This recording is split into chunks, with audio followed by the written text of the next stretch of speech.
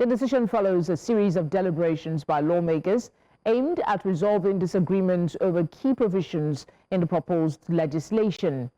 The contentious areas have sparked debates among stakeholders in the last couple of days. In addition, the Senate leadership announced plans to convene a special meeting to be held at the National Assembly and chaired by the minority leader to address all areas of disagreement. With respect to the issues surrounding the tax reform bills, all the areas of disagreement, and resolve them for the interest of this nation. It is therefore proposed that by tomorrow there be a meeting with the committee that will set up here and the leadership to sit down with the Attorney General to look at those issues and resolve them. It's on this note that the Committee on Finance that the bills have been referred to should hold action on public hearing and other issues until we resolve these issues. So by tomorrow we shall sit, the committee shall sit with the committee that has been set up here, which I'm going to read the membership, by one tomorrow, I think by 12 noon tomorrow, so that we can see all these areas and resolve them for the interest of our nation. I therefore read the members of the committee, the members of the committee.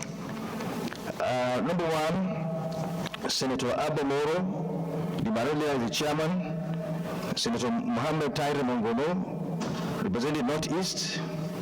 Senator Adamu Alero, representing Northwest. Senator Oji Uzo Kalu, representing Southeast. Senator Dixon, representing South-South. Senator Tatu Zam, representing North Central. Senator Abdullah Yaya, chairman, Committee on National Planning. Senator Adiola Solomon, chairman, Senate Committee on Appropriations. Senator Sani Musa, chairman, Senate Committee on Finance. Senator Abiru, chairman, Senate Committee on Banking. To discuss this, we're joined by an economist, Akin Fatunke. Akin, it's good to see you again. Thanks for joining us. So much has been said about this tax reform bill, but it seems many Nigerians are still in the dark. Please tell us as briefly as you can what you know about these bills being pushed by President Tinubu. We'll be cutting the chase.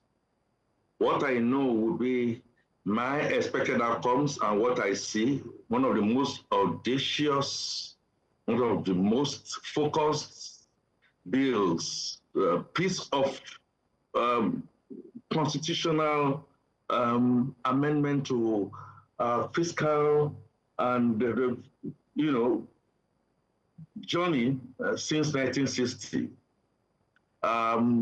What I therefore know is that the President Bola Ahmed Tinubu administration has taken yet another bold step to harmonize the collective of our bills. There are actually four legs to this bill. There is the Nigerian tax bill, where, for instance, has captured about 7 or 8 different taxes: petroleum income tax, personal income tax, capital gains tax.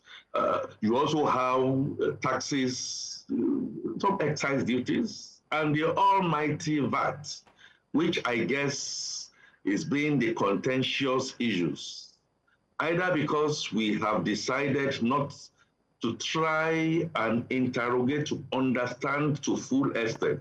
Then we have the Nigerian Tax Administration Bill, which essentially tries to harmonize how we collect taxes, how we do the filing, how we do tax audits, how we apply technology, how we efficiently manage effectiveness in our journey towards our own El Dorado. And then you have the Nigerian Revenue Service Bill, which seeks to repeal the Nigerian FIRS,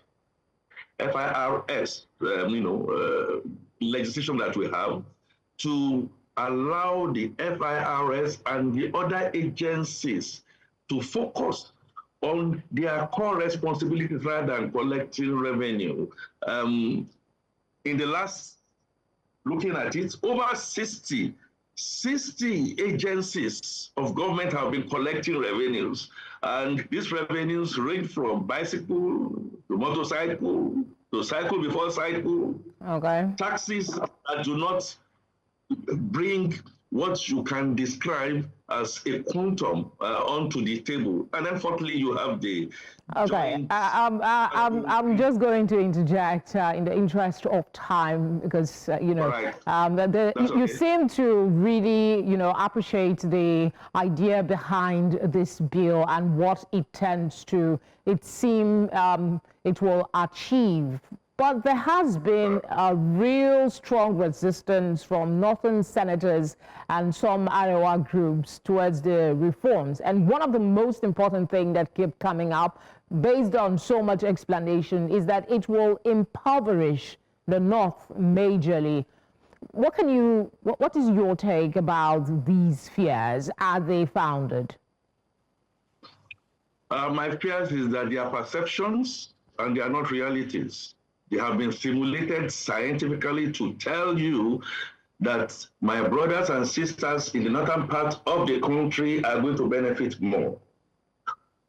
For those who earn within a threshold, they are not going to be paying taxes. Who is not going to be happy about that?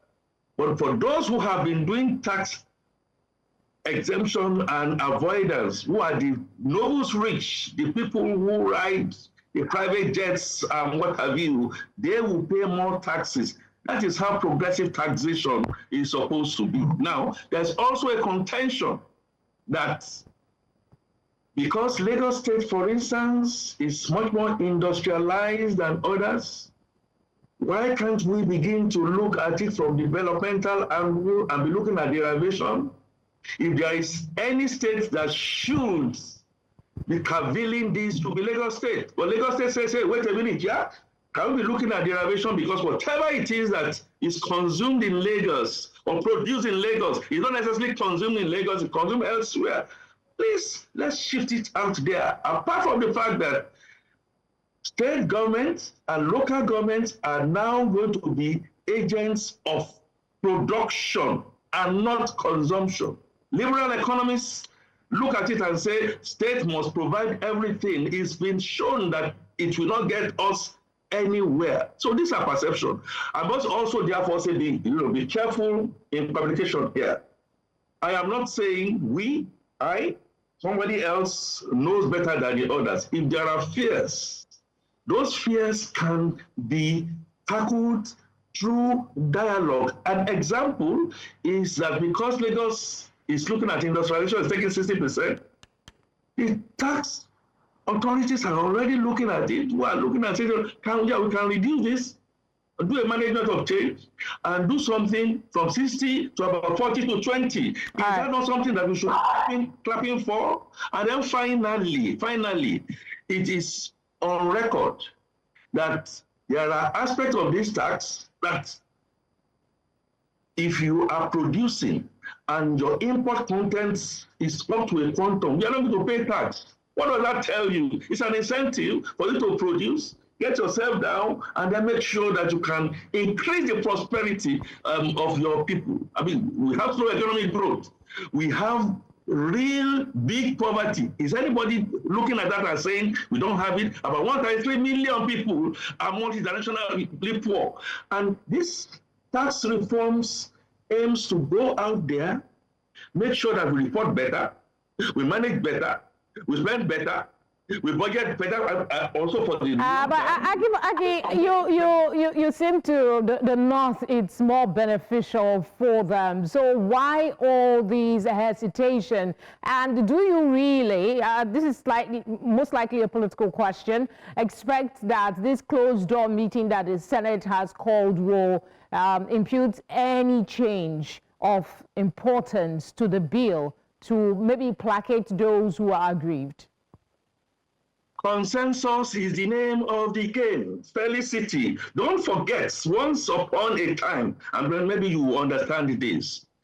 We went to the National Assembly and we went to debate issue of indigenship and citizenship. Quite a number of people believed, I mean, there should be so much a demarcation.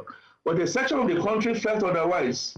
and we went downwards. What that means, Felicity, you are married from the southeast to somebody in the north central. You are not recognized in the southeast because you are supposed to be equally yoked to your husband in there. You get to north central, they say you don't belong, and you have all the brains. Who is losing? I am very positive, and I must say this very quietly. I am not aware that the governors are against the bill. I believe the closed door session with the Attorney General will iron out those contentious issues. I also think there's going to be a bit of a give and take.